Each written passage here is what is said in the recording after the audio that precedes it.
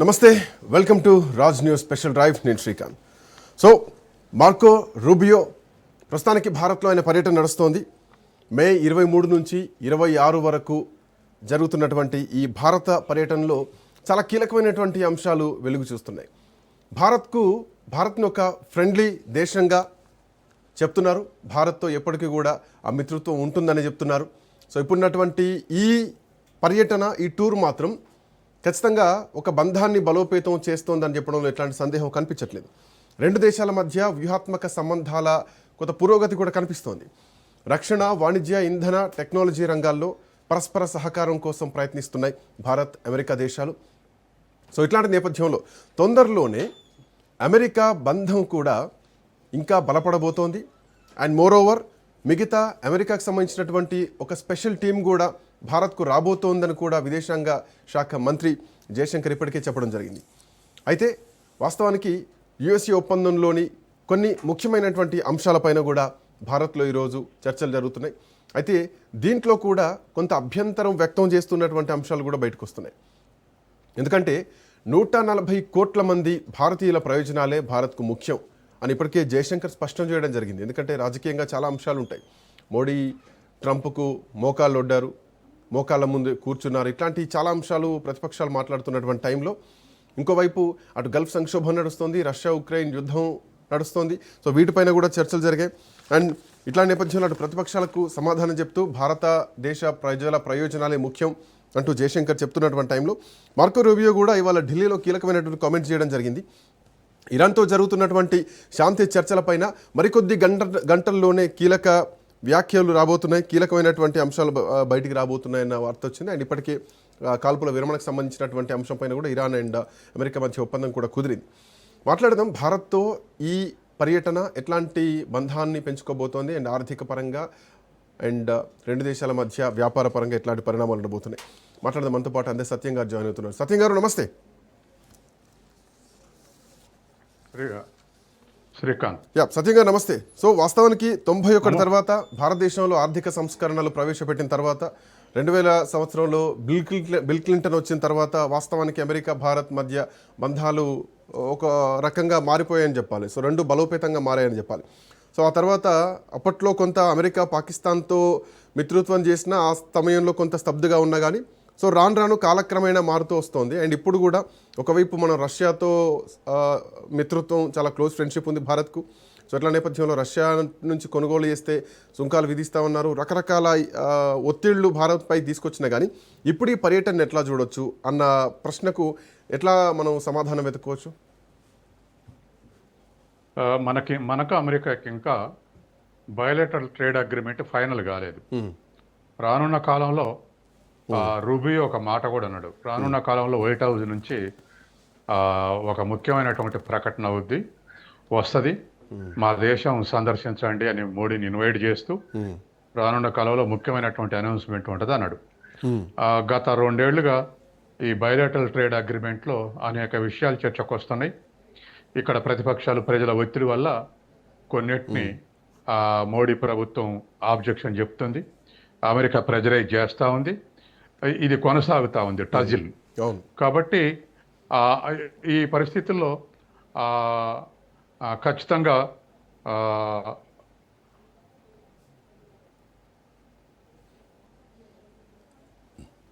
I think some network issue వచ్చినట్టుంది సత్యం గారిది. PCR ఒక్క నిమిషంలో అయిపోద్ది, వితిన్ మినిట్లో.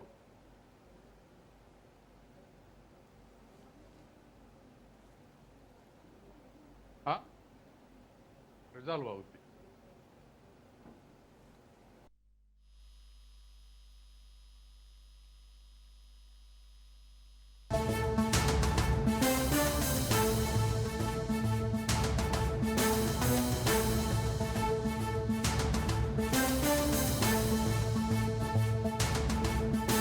అమెరికా విదేశాంగ మంత్రి మార్కో రూబియో భారత పర్యటన ఆద్యంతం ఆసక్తికరంగా మారింది. సో ఇప్పుడు వాణిజ్య రంగంలో కూడా ఒక ఉత్కంఠకు తెరలేపిందని చెప్పాలి. అమెరికా భారతదేశానికి ఎంత కావాలంటే అంత శక్తి వనరుల్ని, అంటే చమురు లేదా అంటే గ్యాస్ లాంటివి అమ్మడానికి సిద్ధంగా ఉందంటూ కూడా ఇప్పటికే రూబియో ప్రకటించడం జరిగింది. అట్లాగే భారతదేశాన్ని ఒక మిత్ర దేశంగా మరోవైపు ఒక పార్ట్నర్షిప్ దేశంగా భాగస్వామిగా కూడా మార్కో రూబియో చెప్పడం జరిగింది. సో ఈ చారిత్రాత్మక సమావేశం వాస్తవానికి ఒక 14 ఏళ్లలో ఇదే తొలిసారి అమెరికా విదేశాంగ మంత్రి భారతదేశానికి రావడం, ప్రధానమంత్రిని కలవడం 14 ఏళ్లలో ఇదే మొదటిసారి అని చెప్పాలి. అంటే సత్యం గారు వినిపిస్తోందా?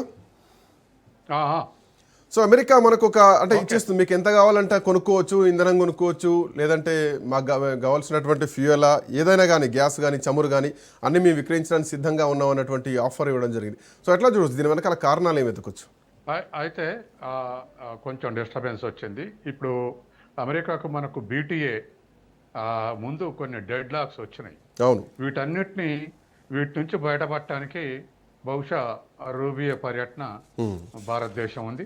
రెండోది ఇరాను అమెరికా వార్ తర్వాత భారతదేశం పర్యటించడం అనేటువంటిది పశ్చిమ ఏషియాలో ఎందుకు అమెరికా అట్లా చేయాల్సి వచ్చింది. తర్వాత అందులో మనం భారతదేశం ఖండించకుండా న్యూట్రల్గా ఉంది, ఖండించలేదు ఇరాన్ మీద అమెరికా దాడి. కాబట్టి భారతదేశం పాజిటివ్గా ఉన్నది అనేటువంటిది గమనించినటువంటి అమెరికా విదేశాంగ మంత్రి వచ్చి బహుశా దానికి కూడా కృతజ్ఞతలు చెప్పుకుంటాడు. మూడో అంశం, ఇప్పుడున్నటువంటి పరిస్థితుల్లో అమెరికా డిఫెన్స్ ఎక్విప్మెంట్ సప్లై చేయడంలో 3rd ప్లేస్ ఉంది. ఒకప్పుడైతే అమెరికా నుంచి మనకు వచ్చే ఇంపోర్ట్ డిఫెన్స్ ఎక్స్పెండిచర్ 3% ఉండేది. మనం దిగుమతి చేసుకునే దాంట్లో 3% ఉండేది. కానీ రాను సోవియట్ యూనియన్ పడిపోయిన తర్వాత ఒకప్పుడు సోవియట్ యూనియన్ 70% ఉంటే ఇప్పుడు 30% తగ్గింది. ఫ్రాన్స్ 28%, అమెరికా వాటా కూడా 3% నుంచి 23% పెరిగింది. రోజు రోజుకు defence expenditure defence equipment America నుంచి 3 నుంచి 23% పెరిగింది ఈ 25 ఏళ్లలో. కాబట్టి భవిష్యత్తులో కూడా ఇంకా డీల్ కుదుర్చుకుంటే అమెరికా బెనిఫిట్ అవుతుంది. కాబట్టి ఇటువంటి విషయాలు అంటే ఎక్స్పోర్ట్ ఇంపోర్ట్స్ టారిఫ్ల తర్వాత ఒక అంగీకారానికి రావటం, తర్వాత ఇరాను అమెరికా యుద్ధం తర్వాత ఒక అండర్స్టాండింగ్కి రావటం, వీటితో పాటు ఇంకో స్టేట్మెంట్ కూడా ఇచ్చారు. ఏంటంటే క్వాడ్లో మేము కీలక భాగస్వాములని కూడా ఇచ్చారు. కాబట్టి క్వాడ్లో కీలక అంటే క్వాడ్ అనేటువంటిది చైనాకు వ్యతిరేకంగా అమెరికా ఆర్గనైజ్ చేస్తుంది. ఫ్రీ పసిఫిక్ ఓషన్ కోసం ప్రయత్నం చేస్తున్నామని, అంటే చైనా ఆధిపత్యం కానీ చైనా ఇన్వాల్వ్మెంట్ లేకుండా చేయాలనేది అమెరికా ప్రయత్నం. అమెరికా, ఇండియా, ఆస్ట్రేలియా, జపాన్ ఈ 4 కలిసి ఒక కూటమి ఏర్పడి క్వాడ్ చైనాకు వ్యతిరేకంగా వర్క్ చేస్తున్నాయి. అది కూడా రేపు విదేశాంగ మంత్రుల సమావేశం ఇండియాలో ఉండబోతుంది, క్వాడ్ మంత్రులది. కాబట్టి ఇవి కూడా ఈ చర్చనీయాంశంగా ఉంది. కాబట్టి ఏదేమైనా ఇవాళ రూబియో పర్యటన బీటీఏ ఫైనలైజ్ చేసుకోవటానికి, ఇరాన్ మీద అమెరికా దాడి చేస్తే దాని రిపర్కషన్స్ ఏమిటి చర్చించడానికి, రేపు క్వాడ్ విదేశాంగ మంత్రుల సమావేశం అయితే ఏమేమి చర్చించాలనేటువంటి దానికి వీటన్నిటి కూడా ఒక గ్రౌండ్. వాస్తవానికి రూబియో చమురు అంటే గల్ఫ్ దేశాలపైన డిపెండ్ అయ్యేటువంటి పరిస్థితి. బట్ రాను ఒక షెల్ విప్లవం వచ్చిందని చెప్పాలి అమెరికాలో. సో ఇప్పుడు అమెరికా నుంచి కూడా దిగుమతి చేసుకోవడానికి అవకాశం ఉంది. పెద్ద పాయింట్ ఏంటంటే సార్, రష్యా ఉక్రెయిన్ యుద్ధం మనకు తెలుసు. సో రష్యా ఉక్రెయిన్ ఉన్నటువంటి పరిస్థితుల్లో రష్యాకు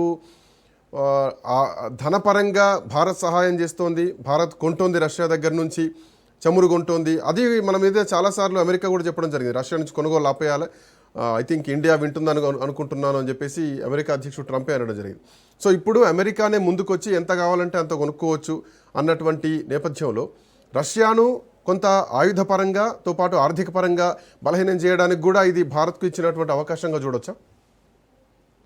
ఖచ్చితంగా భారతదేశం కూడా అందుకు అప్పుడప్పుడు తలొగ్గుతుంది ఈ గత 12 ఏళ్లుగా. ఎందుకంటే పాకిస్తాన్ మనకు వైరుధ్యం వచ్చినా, లేకపోతే ఇంకో దేశంతో వైరుధ్యం వచ్చినా 71 నుంచి ఇప్పటి వరకు దరిదాపు మనకు రష్యా అండగా నిలబడింది. అట్లాగే మొన్న యుద్ధం సమయంలో కూడా, గల్ఫ్ సంక్షోభ సమయంలో కూడా మనకు డిస్కౌంట్ రేటుకు రష్యా మనకు ఆయిల్ ఇచ్చింది. తర్వాత ఇప్పుడు కూడా అది కంటిన్యూ అవుతుంది. కానీ అమెరికా ఒత్తిడితోటి రోజు రోజుకు మనం చేసుకున్నటువంటి దిగుమతులు తగ్గించుకుంటూ వచ్చాం. మళ్ళీ ఇప్పుడు చేసుకోవచ్చు, మళ్ళీ రష్యా నుంచి కొనవచ్చు అని మళ్ళీ ఒక 4 రోజులు ఎక్స్టెండ్ చేసింది.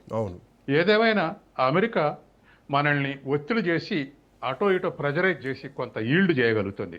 మనం ఈల్డ్ అయ్యే విధంగా ప్రయత్నం చేస్తా ఉన్నాం. ఇరాన్ మీద దాడి చేస్తే అమెరికా మనం ఖండించలేకపోయినాం, అదొక అంశం. రష్యా నుంచి తగ్గించుకోమంటే మనం పెట్రోల్ దిగుమతులు తగ్గించుకున్నాం, ఇదొక అంశం. తర్వాత చైనాకు వ్యతిరేకం క్వాడ్లో చేరమంటే ఇండియా క్వాడ్లో చేరింది చైనాకు వ్యతిరేకంగా. కాబట్టి అమెరికా ప్రెజర్స్ కు కొంత ఇండియా ఈల్డ్ అవుతుంది. గతంలో ఇది లేదు, కానీ ఇప్పుడు కొద్దిగా అప్పుడప్పుడు ఈల్డ్ అవుతుంది. తర్వాత నాలుగో అంశం, అత్యంత ముఖ్యమైన అంశం, BTA బయోలేటరల్ ట్రేడ్ అగ్రిమెంట్ విషయంలో వాళ్ళ అగ్రికల్చర్ ఇంపోర్ట్స్ కు మనల్ని ఎలో చేయమని ప్రెజరైజ్ చేస్తుంది. అక్కడే గత ఏడాదిగా వాయిదా పడుతుంది. ఇక్కడున్న రైతాంగం, ఇక్కడున్న ప్రతిపక్షాలు దాన్ని గనక ఎలో చేస్తే మన వ్యవసాయం మూలబడుద్ది అని చెప్పేసి అభ్యంతరాలు చెప్తున్నాయి. అక్కడ డైరీ ప్రొడక్ట్స్ కానీ అక్కడ అగ్రికల్చర్ ప్రొడక్షన్ కానీ మనం దిగుమతి చేసుకుంటే మనం నిలబడలేమనేది. ఎందుకంటే అక్కడ అది రిచ్ కంట్రీ కాబట్టి వ్యవసాయ రంగానికి 50% సబ్సిడీ ఇచ్చి కృత్రిమంగా నిలబెడుతుంది అక్కడ. అట్లా నిలబెట్టిన దాన్ని తక్కువ ధరకు మన దేశం ఎక్స్పోర్ట్ చేస్తే మన వ్యవసాయ ఉత్పత్తుల ధరలు పడిపోతే చివరికి అమెరికన్ అగ్రికల్చర్ ప్రొడక్ట్స్ ఆక్యుపై చేసే అవకాశం ఉంది. కాబట్టి దీనికి తీవ్రంగా అభ్యంతరం చెప్తున్నాయి ప్రతిపక్షాలు కానీ రైతాంగం కానీ. ఈ విషయంలో అమెరికా ఒత్తిడి తెచ్చిన భారతదేశం వినే పరిస్థితులు లేదు. ఎందుకు లేదంటే దేశంలో బదన అవుతుందని. కాబట్టి ఇటువంటి సిచ్యువేషన్స్ అన్ని నిన్న రూబియో చేసినటువంటి ప్రకటనలో ఒకటి ఇంధన మీకు సెక్యూరిటీ వచ్చే విధంగా మేము సప్లై చేస్తాం అంటారు. అంటే వాస్తవానికి ఇవాళ మన పశ్చిమ ఏషియాలో ఉత్పత్తి చేసేటువంటి ఖర్చుకు అమెరికా ఉత్పత్తి చేసేటువంటి ఖర్చుకు తేడా ఉంది. ఇరాన్లో ఒక బ్యారెల్ క్రూడ్ ఆయిల్ ఉత్పత్తి చేయాలంటే $14 బ్యారెల్కు. అమెరికాలో ఒక బ్యారెల్ ఉత్పత్తి చేయాలంటే $45. కాబట్టి ఇరాన్ నుంచి కొనేదానికన్నా రెట్టింపు పెట్టి కొనాల్సి వస్తుంది. అట్లాగే రష్యాలో $22 బ్యారెల్, అమెరికా $45. కాబట్టి ఇరాన్ కన్నా 3 రెట్లు పెట్టి కొనాలి, రష్యా కన్నా 2 రెట్లు పెట్టి కొనాలి. అమెరికా నుంచి ఇంధనం కొంటాను అంటే మనం భారం పెంచుకోవటమే. అయినా ఇంధనం మేము సప్లై చేస్తాం అంటుంది. ఇటువంటి పరిస్థితి. తర్వాత ఇరాన్ మీద వైఖరి కూడా మారలేదు. ఇరాను ఆయిల్ సంక్షోభానికి హర్ముజ్ జలసంధిని మూసేయనీయం అంటుంది. అసలు ఆడ యుద్ధం వచ్చింది ఎందుకు, హర్ముజ్ జలసంధిని మూసేసింది ఎందుకు, దీనికి మొత్తం కారణం అమెరికా, ఇజ్రాయిల్. కాబట్టి మా తప్పని చెప్పకుండా లేదా యుద్ధం అనవసరమైందని చెప్పకుండా ఇరాన్ మూసేస్తుంది కూడా విడిపిస్తామని మళ్ళీ ఒక మాట, నెగిటివ్ మాట. అంటే అంతా కూడా వాళ్ళ ప్రయోజనాలు కాపాడుకునేందుకే ఇక్కడ ఇంధన సెక్యూరిటీ అన్నా, లేకపోతే డిఫెన్స్ ఎక్విప్మెంట్ సప్లై చేస్తామన్నా, లేకపోతే నూతన టెక్నాలజీ సప్లై చేస్తామన్నా, మొత్తం మీద BTA అగ్రిమెంట్ కావాల్సినటువంటి ఈ భూమిక మొత్తం కూడా తయారు చేస్తున్నట్టుగా అనిపించింది. కాబట్టి ఖచ్చితంగా రూబియో స్టేట్మెంట్లు సస్పిషియస్గా ఉన్నాయి. అవును, సస్పిషియస్ గానే ఉన్నాయి సార్. మీకు ఎంత అంటే అంత మేము సరఫరా చేస్తామని అంటున్నారు, కానీ భారత్ నుంచి మాత్రం తీసుకుంటామన్న కామెంట్ ఇప్పటికి రాలే. భారత ప్రజలను ఉద్దేశించి ప్రజల ప్రకారమే నిర్ణయం తీసుకుంటాం, ఏ నిర్ణయం తీసుకున్నా జాతీయ ప్రయోజనాల ఆధారంగానే తీసుకుంటాం అని చెప్పేసి ఇప్పటికే భారత్ నుంచి జయశంకర్ చెప్పడం జరిగింది. బట్ ఒకవేళ అదే చేస్తే నష్టానికి అమెరికా నుంచి కొనేటువంటి పరిస్థితి ఉంటుందా, లేదంటే అమెరికా డాలర్ బ్యారెల్ విషయంలో ఏమైనా ఆ ధరకే ఇచ్చేటువంటి పరిణామాలు, అంటే ఇట్లాంటి కండిషన్స్ ఏమైనా పెట్టేటువంటి పరిణామాలు ఉంటాయా? వీటితో పాటు సెమీ కండక్టర్లకు సంబంధించినటువంటి కానీ, లేదంటే స్పేస్ పరిశోధనల్లో కానీ రెండింటి భాగస్వామ్యం కూడా ఉంటుంది భారత్ అన్నటువంటి కామెంట్స్ కూడా అమెరికా నుంచి వినిపిస్తోంది. ఇప్పుడు కొత్త విషయం కాదండి. ఇవాళ రష్యన్ పెట్రోల్కు అమెరికా నుంచి దిగుమతి చేసిన దానికి బ్యారెల్కు $4 డిఫరెన్స్ ఉంది. గత ఏడాదిగా మనం ఇంపోర్ట్ చేసుకున్నది. రష్యా నుంచి తగ్గించి వాళ్ళ ఒత్తిడికి మనం అమెరికా కొన్నందుకు బ్యారెల్కు $4, అంటే $400. కాబట్టి అంటే 100 లీటర్లకు $400 అంటే లీటర్కి $4 ఎక్కువ పెట్టి కొన్నాం అమెరికా నుంచి. కాబట్టి వాళ్ళ నుంచి అట్లా ఎక్కువ పెట్టి కూడా కొనాల్సిన పరిస్థితి వచ్చింది. కాబట్టి ఇంధనం సెక్యూరిటీ కల్పిస్తాం, మేము సప్లై చేస్తాం అంటుంది. ఇది దీని అనుకున్న మర్మం ఇది. తర్వాత రెండోది స్పేస్ ఆర్గనైజేషన్లది ఎప్పటి నుంచో ఇద్దరికి, నాసాకు తర్వాత మన దగ్గర ఉన్నటువంటి మన స్పేస్ ఆర్గనైజేషన్కు మధ్య, ఇస్రోకు మధ్య ఎప్పటి నుంచో అండర్స్టాండింగ్ ఉంది. కాబట్టి ఇప్పుడు కొత్తగా వచ్చే అండర్స్టాండింగ్ ఏం లేదు. గతంలో నాసా నుంచి మనం ప్రయోగించినాం, ఫ్లోరిడా నుంచి వాళ్ళు కూడా మన దగ్గర నుంచి ప్రయోగించారు. అది కొత్త సహకారం ఏం లేదు. కానీ గతంలో పంద్యానికి వచ్చినప్పుడు మనల్ని స్తంభింపజేశారు. రష్యన్ కంపెనీ నుంచి క్రయోజెట్ ఇంజన్ మనం ఇంపోర్ట్ చేసుకున్నందుకు అమెరికా రష్యన్ కంపెనీ మీద కూడా ఆంక్షలు పెట్టి దరిదాపు 15 ఏళ్ళు మన స్పేస్ వెనక్కుపోయింది. మన ఇస్రో పరిశోధనలు మనకు సొంతంగా క్రయోజెనిక్ ఇంజన్ తయారు చేసుకోవడానికి 18 ఏళ్ళు పట్టింది. దరిదాపు 15-16 ఏళ్ళు మనల్ని స్తంభింపజేసింది. తను సప్లై చేయకుండా రష్యా నుంచి సప్లై కానివ్వకుండా, రష్యన్ గవర్నమెంట్ కాకుండా రష్యన్ ఇండస్ట్రియలిస్ట్ సప్లై చేశారు. కాబట్టి అవకాశం ఉన్నప్పుడల్లా మనకు అన్ని విధాల ఫ్రెండ్ అనుకుంటేనే మోడీ అలాగే నమ్మాడు. నిన్ను మించిన ఫ్రెండ్ లేడన్నాడు ట్రంప్. అవును కానీ చివరికి పాకిస్తాన్తో వైరుధ్యం వచ్చినప్పుడు అసలు రంగు బయటపడేది. అవును ఇప్పుడు కూడా అగ్రిమెంట్ విషయంలో కూడా ఒత్తిడి గురి చేస్తారు, తీవ్రమైన ఒత్తిడి గురి చేస్తారు. దీన్ని ఎట్లా వినుకోవాలా, ఎట్లా ఇంప్లిమెంట్ చేయాలని మోడీ కానీ జయశంకర్ కానీ తీవ్రమైనటువంటి ఒత్తిళ్ళు ఉన్నారు. ఎందుకంటే అది వస్తే ఇక్కడ రైతాంగం తిరుగుబాటు చేస్తుంది, ఆ స్థాయిలో ఉంది వ్యవసాయ విషయంలో. కాబట్టి ఏదో విధంగా దానికి కావాల్సినటువంటి భూమికి ఏర్పాటు చేయడానికే ఇవాళ ఉన్నటువంటి పరిస్థితుల్లో మన జయశంకర్ తర్వాత రూబియో ప్రయత్నం చేస్తూ ఉన్నారు. సార్, కొన్ని గంటల్లో ఏదైనా భారీ సమాచారం వచ్చేటువంటి సంకేతం వచ్చేటువంటి అవకాశం ఉందా? ఇప్పటికే మార్కో రూబియో అంటున్నారు ఇరాన్ నుంచి ఒక కీలకమైనటువంటి సమాచారం వచ్చేటువంటి అవకాశం ఉంది.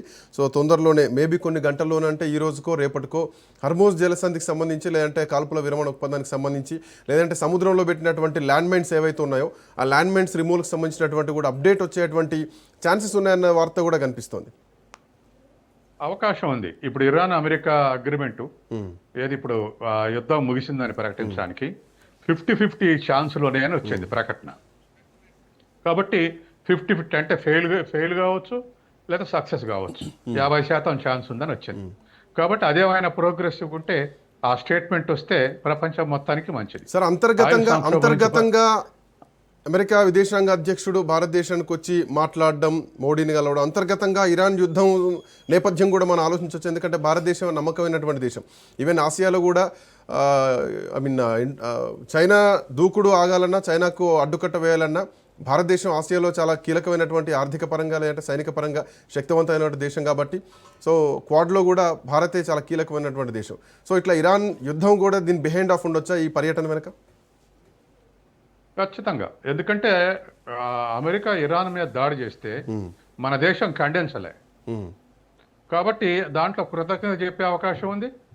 రెండోది, ఇంకా ఏమైనా అడ్వాంటేజెస్, బీటీఏలో ఏమైనా అడ్వాంటేజెస్ ఉంటాయా, డిసడ్వాంటేజెస్ ఉన్నాయా డిస్కస్ చేసి ఉంటారు. మూడోది, క్వాడ్ దానికి బలహీనంగా అమెరికా మన మీద టారిఫ్ విధించినప్పుడు మన దేశం క్వాడ్ విషయంలో స్పందించలే. అసలు హర్ట్ అయి బయటకే వస్తుందేమని కొంతమంది అనుకున్నారు ఏది క్వాడ్లో నుంచి. ఎందుకు మన మీద దరిదాపు 150%, 200% అని అనౌన్స్ చేసినందుకు టారిఫ్లు కుదేలైంది ఎకానమీ. దానికి షేక్ అయి అమెరికాకు సహకరించవద్దు, క్వాడ్ నుంచి బయటకు వద్దామన్నంత స్థాయిలో చర్చ జరిగింది. కానీ మనమేం ఇప్పుడు ఆ క్వాడ్ని బలోపేతం చేయడానికి, మళ్ళీ యాక్టివ్ చేయడానికి, ఆ భారత్ని యాక్టివ్గా ఉపయోగించడానికి ఈ పర్యటనలో చర్చించే అవకాశం ఉంది. అందులో 4 దేశాల విదేశాంగ మంత్రులు సమావేశం కాబోతున్నారు. కాబట్టి సమావేశంలో భేదాభిప్రాయాలు వచ్చిన దానికన్నా ముందే క్లారిఫికేషన్ ఇవ్వడానికి అమెరికా వచ్చి ఉంటుంది. కాబట్టి వీటన్నిటిని కూడా భారతదేశం వదులుకోవద్దు, భారతదేశాన్ని మీద పట్టు విడవద్దు అనేటువంటి కాంక్ష ఇవాళ రూబియో మాటల్లో అవపడుతుంది. Exactly. Thank you sir, thanks for joining. So ఓవైపు క్వాడ్ సమావేశం భారత్లో జరగబోతోంది. అంతకంటే ముందే అమెరికా విదేశాంగ శాఖ మంత్రి, జనరల్ సెక్రటరీ భారత్కు రావడం, మార్కో రూబియో. సో భారత్తో కొన్ని ఏవైతే బిజినెస్ డీల్స్ ఉన్నాయో వాటికి సంబంధించినటువంటి అంశాలతో పాటు ఇంధనానికి సంబంధించి, చమురుకు సంబంధించినటువంటి అంశాల విషయంలో చర్చలు జరుగుతున్నాయి. బట్ భారత్ నుంచి ఇంకా అట్లాంటి రియాక్షన్ రాలేదు, చర్చలు మాత్రం జరుగుతున్నాయి. అండ్ ఇరాన్కి సంబంధించి కూడా మరికొద్ది గంటల్లోనే ఏదో ఒక క్లారిటీ రాబోతోంది. హర్మోజ్ జలసంధికి సంబంధించి ఓపెన్ అయ్యేటువంటి అవకాశాలు ఉన్నాయి. ఇరాన్తో ఇలాంటి చర్చలు జరగబోతున్నాయి. ఇరాన్ ఆ షరతులకు అంగీకరించేటువంటి అవకాశం ఉందా? చూద్దాం ఎట్లాంటి పరిణామాలు ఉండబోతున్నాయి. That's all for now. Next updates continue అయితే కీప్ వాచింగ్ రాజ్ న్యూస్.